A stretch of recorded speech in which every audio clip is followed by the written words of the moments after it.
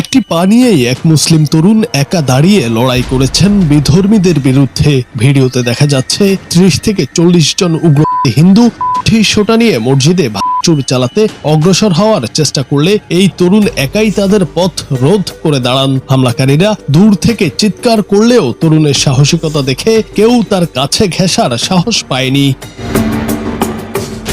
তরুণের এই অকুতোভয় বীরত্ব নেটিজেনদের প্রশংসা কুড়াচ্ছে। ভারতের সীমান্তবর্তী নেপালের কিছু এলাকায় সাম্প্রদায়িক সহিংসতা সৃষ্টি হয়েছে। দেশটিতে পরিস্থিতি নিয়ন্ত্রণে কারফিউ জারি করা হয়েছিল। ইন্টারনেটে অনেক ব্যবহারকারী মন্তব্য করেছেন যে নেপালে এই ধরনের উত্তেজনা ছড়ানোর পেছনে বাইরের কোনো পক্ষের উস্কানি থাকতে পারে।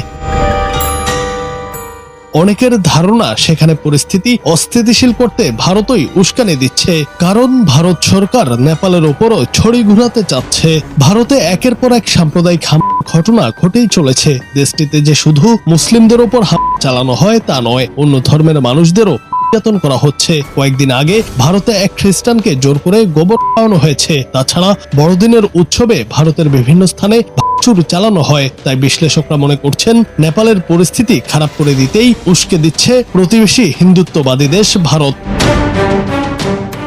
এসব ঘটনা ছড়ানোর পর থেকে নেপাল ও ভারতের সার্বিক পরিস্থিতি নিয়ে অনলাইনে নানামুখী আলোচনা চলছে। জুনায়েদ আহমেদ, বাংলা টিভি।